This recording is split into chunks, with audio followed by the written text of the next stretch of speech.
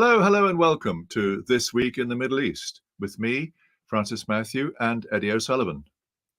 There's been a lot happening out there, both in the UN and around the region. So let's check the headlines. In This Week in the Middle East, Russia and China vetoed a resolution moved by the US at the UN Security Council, which called for an immediate ceasefire in Gaza and the release of hostages. There are hopes of a relaunch of talks aimed at ending the conflict in Sudan and the opening up of humanitarian access after Ramadan ends in mid-April. Algeria's President Abdelmadjid Tebboune has announced the presidential election will be held on the 7th of September. Egypt has raised prices on a wide range of fuel products as promised to the IMF as part of a $3 billion financial support agreement. The US has threatened action against Iran at the IAEA if Tehran keeps stonewalling the watchdog by denying it the cooperation and answers it seeks. And a global oil demand will not peak for some time, so policymakers need to ensure sufficient investment in oil and gas is there to meet consumption and abandon the fantasy of phasing out fossil fuels, Saudi Aramco Chief Executive Officer Amin Nasser told a conference in Houston. Well, there's the Saudis seeing the fantasy of continuing. It's a fantasy that the oil is going to stop. But the top headline there was the UN and China and Russia. So where's Eddie? Eddie, hello. Hello, Francis. Hello. The top headline there was China and Russia stopping a US resolution to have a ceasefire. Strange. Yes. Well, yes, it apparently looks strange because the US has, for almost 6 months now, been quite firm in not going for a ceasefire, not calling for it, explicitly at least, as well as China and Russia have been outspoken in favor of a ceasefire. And so you've got a situation where it appears the US is making a proposal for a ceasefire and Russia and China are blocking it now. What's happening? What's happening is that the China and Russia both say that the resolution is inadequate, and then because it links the ceasefire with the hostages exchange, and it's quite evident that that Hamas, unless they're completely beaten, are not prepared to release the hostages unconditionally, or in exchange, effectively unconditionally. So. It's not sufficient. Now, Algeria is on the Security Council. It made a very clear statement and declared the same point. It said that the resolution of the United States is not adequate. What's required is an immediate ceasefire and a total ceasefire to stop fighting. And that's what the resolution is needed. Now, what it tells you is the United Nations is yet again exposed to be a paper tiger, largely incapable of addressing things because of these divisions between the United States and others on the Security Council, and it is a great shame that almost 80 years after the institution was created to bring world peace, that we've got a situation that's incapable of doing what it's supposed to do. But it's a manifestation of Russia and China also wishing to put their mark on the world order. So whether the US can come up with anything else, there are people there, aren't there, trying to find another way around this. Well, I just can't believe the United States, which has had 6 months to come up with a form of words that will be acceptable to the UN Security Council. After all, there are only 5 countries that they need to get on board. And after 6 months, they haven't managed to do it. It suggests that there's no possibility of any short-term remedial action coming from the UN Security Council, despite everything that's been said by UN officials, the Secretary General and everything else. So the UN channel is blocked. It's blocked. It can't work. It's not going to happen. And so we're having to look for if any progress to be made somewhere else. I'm not sure where that is. Well, Israel has managed to avoid so many UN resolutions that it may be treating this one quite calmly. But there has been a shift in Washington. Chuck Schumer, the leader of the majority in the Senate, who has been a long time supporter of Israel, came up with an astonishing speech. And it's worth repeating 3 specific quotes from that. Remember, this is from a friend of Israel, someone who's worked with Netanyahu and has been part of that caucus in a very major way, leadership role. He said, the Netanyahu coalition no longer fits the needs of Israel after October the 7th.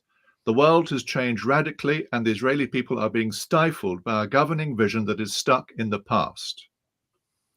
He also said, Netanyahu has lost his way by allowing his political survival to take precedence over the best interests of Israel. He lastly said, Netanyahu has been too willing to tolerate civilian toll in Gaza, which is pushing support for Israel worldwide to historic lows. Israel cannot survive if it becomes a pariah. Now, these were strong words and caused a storm. Now, whether he was a stalking horse for Biden, I mean, remember, Schumer and Biden have been in the Senate for many, many years together. So possibly they were aware mutually of what's going to be said. And possibly it indicates some kind of shift in Washington. Yes, Washington. The Schumer hasn't got a government position, so he doesn't speak on behalf of the U.S. government. That's Biden and the State Department and everything else. So that you could put that into context. Secondly, it looks like, and I think everyone agreed, that the statement was essentially an electoral gambit. It's the Democrats recognizing that what's happening in Gaza is potentially damaging their potential supporters in the general election in November, with a possibility that certainty looks like that Trump's going to be the opposition candidate and he's got a good chance of winning. So I think they decided they had to do something. And it amounts, frankly, and that's what people have said since, as window dressing, a fig leaf. And the words are interesting. There's a long-standing opposition to Likud and Netanyahu amongst liberal American Jewish liberals. They've never liked Likud and they never liked Netanyahu. Right. Yes. So he's saying things which are not that radical about Netanyahu, but it was immediately rubbished by Netanyahu himself. And in fact, the defenders of Israel have said it's got nothing to do. America should stop interfering in the affairs of Israel. It's up to the people of Israel through the ballot box to determine who should be running the country. And if they have voted for parties that have formed a coalition with Netanyahu as prime minister, that's their concern. And I think they do have a point, don't they? And so it's not gone anywhere. It's gone down the plug hole, and it's going to be. It'll be. No, I disagree. I think it's gone somewhere. It's indicated to Netanyahu that the piece of string which he's living on is not going to go on forever. That the link at some stage, Biden is going to say either rein in the arms or insist on some kind of more. I'm not saying go through the UN, because as we just agreed, it's not going to work there. But there could be some unilateral action from America to rein Israel in. I disagree with you completely on this one, Francis. I think it's not even a fig leaf. And Netanyahu is probably provocatively, or not substantially, pretending. I was saying that they're going to go into Rafah anyway, despite what Biden has said.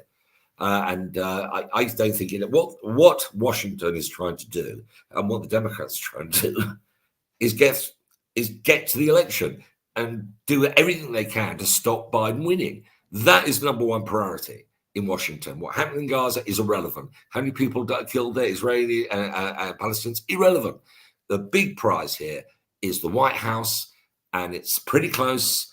And if it goes the wrong way, then all the whole administration, thousands, tens of thousands of people with nice, well-paid jobs will have to leave. And that is a prospect that the Democrat Party can't contemplate. They're trying to get to November and ensure that Biden wins. And that's what they're doing. But they can't do something substantial. They can't do something substantial because they know that Trump will capitalize on it. And Trump has already said in one of his statements after the Schumer statement, he said that Jew haters, if you hate Jews, Democrats hate Jews. He said it, more or less paraphrasing. That's what he said. So he's banking on this. You know, I'm sorry, Francis. I am repeating myself.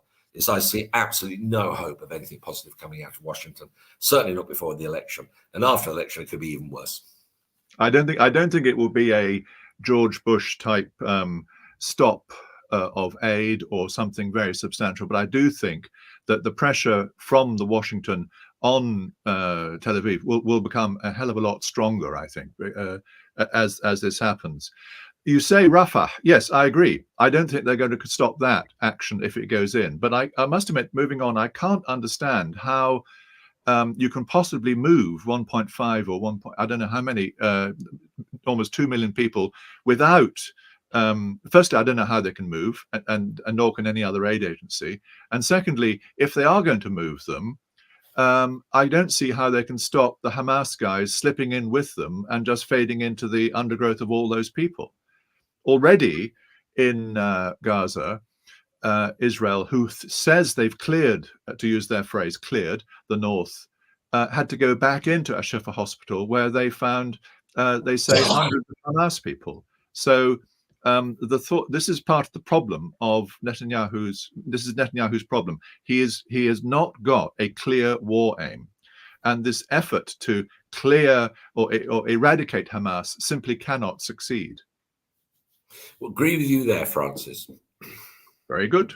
Nothing more to add to that. Right. So I think we there pause on the events in Gaza. There are therefore possible moves in Washington or the UN. There are aid convoys supposedly going in, more coming in from the north, says Israel. The boats are beginning to arrive. It's a very grim and appalling situation, which doesn't seem to have very much to look positive in there. Agreed. So let's look at another one, which I find slightly more positive. Iran. Iran has been the great sort of pariah of the region for so long, yet people are beginning to talk to Iran, and Iran, more importantly, is beginning to listen to some of those discussions. The IAEA came up with a report that Iran has about 5,000 kilos of enriched uranium. Now, if the Obama's nuclear deal had continued and it was still applicable, it only allowed Iran 200 kilos. So there is a argument there that the deal was the only way to restrain Iran, and that conversations with Iran are the only way to bring Iran into the international community and also encourage some kind of restraint.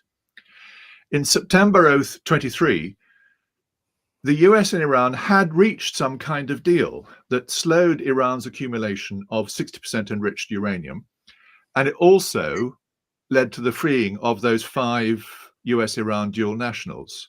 In return, the US eased some restrictions on Iranian exports of oils and agreed that South Korea could release $6 billion of oil revenue. That was put into a Qatari bank. Then October the 7th happened, and this deal was stopped. But it does mean that there is a willingness to talk to Iran, which I think is the right way forward.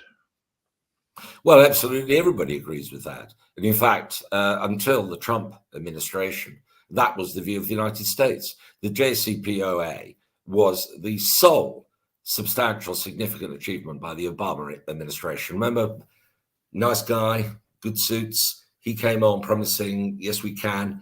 And the one thing he produced was this umbrella agreement involving the major United States and other Western powers. The JCPOA agreement was set in place, and he delivered it. And the first thing almost that Trump did when he came in was scrap it or pull the United States out of it, therefore making it invalid. So it all makes sense for countries, for Iran to be properly engaged. Everybody agrees with that. Why is it not happening when the European Union wants it to happen? Everybody wants it, even Saudi Arabia wants it to happen. So why isn't it happening? For the same reason that we've been boring. I've been boring people about for the last 8 episodes, which is the dysfunction. We're never boring. We're never boring.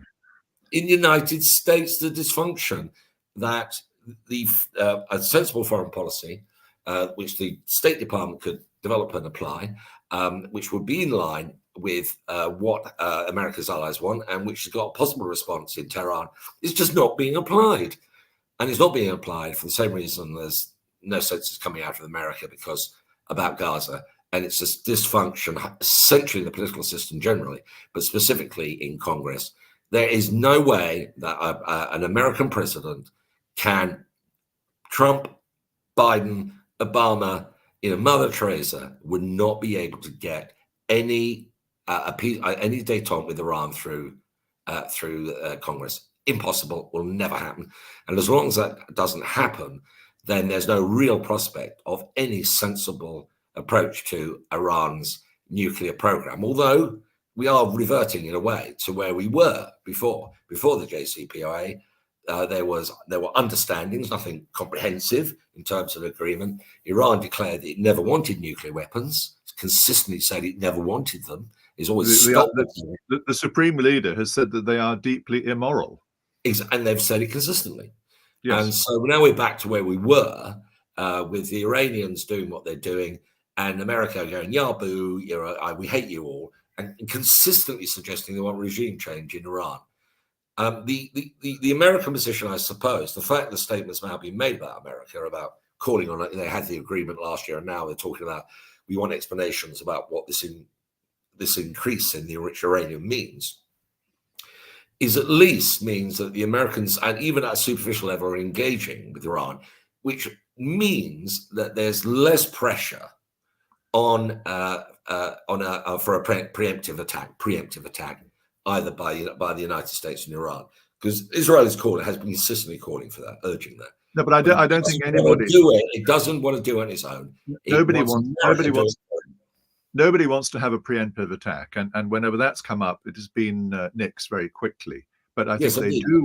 I think there is a strong factor in Israeli politics. It does want to preempt. Israel might want to, if they can get at the nuclear sites. But and there are prominent Americans, politicians in the House and in the Senate, who say exactly the same.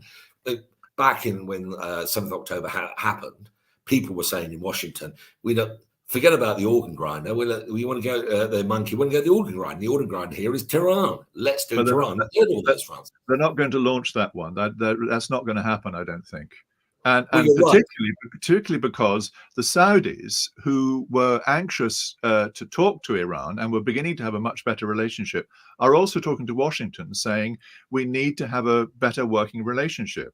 We need to organize things at the Gulf level and make things work between each other. Now, I agree. The Gaza thing has knocked that out, but it's the underlying logic is still there. Well, what happened with Saudi Arabia, and there's partly, there's more than one factor at work. But do you recall that the cruise attacks, the attacks on Saudi Arabian oil facilities? This demonstrated that without nuclear weapons, that Iran or its proxies were capable of devastating Iranian, Saudi Arabian oil production. And that's real politics, that's not ideology, that is Saudi Arabia recognizing that if there was to be an all-out confrontation with Iran, that Iran's response, forget about nuclear weapons, would be to do incredible damage to the oil facilities of the Gulf region, which would be disaster for Saudi Arabia and disaster for the world. Anyway, this has been the reality for decades. The offshore fields in the Gulf are protected. No, I'm not sure that I don't think Iran's ever had the capacity, the capability, never had it to do the damage that it did. It demonstrated it when it attacked Ras Tanura, and it demonstrated what it could do, and that was a sobering moment. And I would add to that the Houthi drones who attacked the UAE and Saudi Arabia, and I would add to that over the decades, so many Iranian gunboats, including the Islamic Guards, have circled various offshore oil sites in the Gulf, Emirati and Kuwaiti and others. And so that standoff has been there. It has been broken, as you say, a few times, but it's a necessary part of being close to Iran. Exactly. I think this situation with Gaza, it's horrible to talk in these terms. It does offer opportunity for the Iranians to demonstrate something constructive. They can restrain people who are claimed to be their proxies. They can do a host of things. It should be, and potentially could be, an opportunity for the Iranians. but I think it's going to take quite a long time for that penny to drop. Even Israel, logically, I mean, Israel had good relations with Iran up until 1979. Yes, and there's a strategic logic of is what you call realpolitik logic for Israel and Iran to have an understanding. It makes sense. And the ideology, however, is getting in the way, and developments are getting in the way. But I think that strategic relationship was with a different Iran, the Iran which has now got its proxies in the Hezbollah and now in the Houthi, and is also working with the Quds Brigade, is a very different Iran, and it's very hard for Israel to strike a deal there, I think. Well, I quite agree, Francis, and it is a fanciful notion. But if we're looking to the long distant future, to a situation where the Middle East actually fulfills its potential, you can't rule things out. And one of the things that should be ruled in, that Iran should be given a proper place in the region and a proper and that should involve all the countries. It should involve all the countries of the region, not just one or two. And that is exactly the problem that the Saudis and the Gulf guys had with the Obama deal, because the Obama deal was focused entirely on the nuclears deal and did not touch the Iranian proxies. Let us move on to an area which is not covered enough, but a new US envoy is going to has been tasked a month ago to take a look at what's happening in Sudan, where one of the worst, as UN refugee chief Martin Griffiths said, Sudan is one of the worst humanitarian nightmares in recent history. Last year, 12,000 people died and 5 million were displaced. And we're talking about one of the third largest country in Africa. The dispute between the army and the Rapid Support Force, two allies in the military coalition which toppled the civilian government that took over from the civilian government that inherited after the previous President Bashir was removed. That military combination of army and Rapid Support Force has broken apart, and they've been fighting for the last year. There's desperate efforts to bring them back together again. It looks as though there may be a new drive. It looks as though there may be some kind of united effort from various people who've been trying to get at them in different ways, but there's too many fingers and too many pies, and the Rapid Support Force looks as though it's doing better militarily on the ground than people had expected. Yeah, it's a mind-boggling mess, Sudan, a country which is the third largest country in Africa, still, despite the loss of South Sudan. 60 million people, strategically vital because of its positioning across the Nile. And we've got this absolutely horrific humanitarian catastrophe. And again, regional rivalries being played out through proxies in the country. So anything that shows progress is encouraging, and you've got to be pleased. So the Americans send in an envoy, and the confusion that the RSF, and you will know this better than I do, the Rapid Support Force, that enjoyed, or still it does enjoy, the support of the United Arab Emirates, a country that you are very familiar with. Why the hell would the UAE, which sees itself as a force for stability, why would it support a group which is destabilizing Sudan? Well, I think this is where the UAE has got it wrong. The Rapid Support Force, which is a sort of polite sounding acronym now, is in fact the Janjaweed, of who translate as devils on horseback. They are the Arab militia who, under President al-Bashir, terrorized the non-Arab population of Darfur, burning, destroying, killing, and torturing across a huge swathe of southwest Sudan. However, they survived and continued. They reinvented themselves as the Rapid Support Force, and with a certain amount of outside help, came into power. They may have got deals with the Wagner Group or remnants of that, because they control certain areas with some good mines on it. And initially, from the UAE point of view, the UAE supported the civilian administration that took over from al-Bashir when he collapsed in the Arab Spring. But when the military then toppled him, toppled the civilian administration, they then started letting the Islamists who had been part of al-Bashir's government out of prison. And one thing that the UAE hates, and its president, Sheikh Mohammed bin Zayed in particular, hates the thought of Islamist governments getting a toehold. And so they then switched their support from the government forces to the RSF. But so it was an ideological conviction, a reflection of ideological conviction of one man or a small group around the president of the UAE. But where are they now? Is there any evidence that there's attitudes are shifting now that the US envoy is expressing a call for some kind of political change? Do you think the UAE's position is going to alter, or are they going to continue to be a disruptive force in Sudan? I don't know whether the UAE, I don't know where they stand on that. And I think in terms of their active diplomatic support, it's pretty minimal. If anything, it is simply supplying and supporting with material. That's what's been reported. Yeah. I think that the RSF has got into a stronger position than it was territorially on the ground. I think that they may be in a position to demand more when they go into any discussions about recreating the government with the armed forces. But I think it's going to be an extremely difficult one, and their track record is bad. And so the armed forces will have every right to take a very slow and dim view of any kind of relationship, particularly after this last split.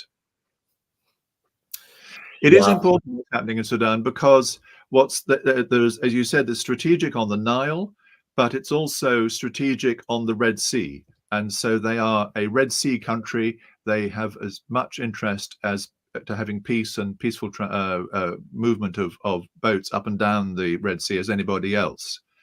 And so that's partly why the UAE and Saudi Arabia and even Bahrain's got involved in hosting various conferences in the past to try and bring these two together. But I think they are unlikely partners. I must say, it looks like a grim to try and glue those the army, General Burhan's army, and Hamedti's RSF is a tough call. I agree. Anyway, and what's the good news, Francis? Sorry? What's the good news? The good news is that there's always another day, and we just have to keep on moving. On Sudan, when one hoped. Well, the good news on Sudan is the vast civil movement where people are really fed up with this, and you can read so many examples of Sudanese going back to help in the refugee camps, Sudanese going back to help in the hospitals. So that's where the good news lies. It doesn't lie with the two military leaders who got there at the moment. And if that can be recognized in the talks, I think that's the way forward. Okay, so I think there we have to pause. You have final thought? No, I mean, I'm well beyond the stage of right. So believing things will turn up. I just don't think they do. They do. No, as I say, I think it's going to be a very difficult partnership to glue back together again. Agree. So with that, I say we wish you well. Eddie, thanks very much. And I thank you for listening. And if you've got any comments, please feel free to jump in. Please feel free to comment. We've touched on two areas where there may not be any immediate solution, but we have to hope that something will emerge. And there are people out there trying to make the talks work. Whether you think they're going to work, we'd like to know. If you think they're going to fail, please tell us. Thank you for listening. Assalamu alaikum wa rahmatullahi wa barakatuh.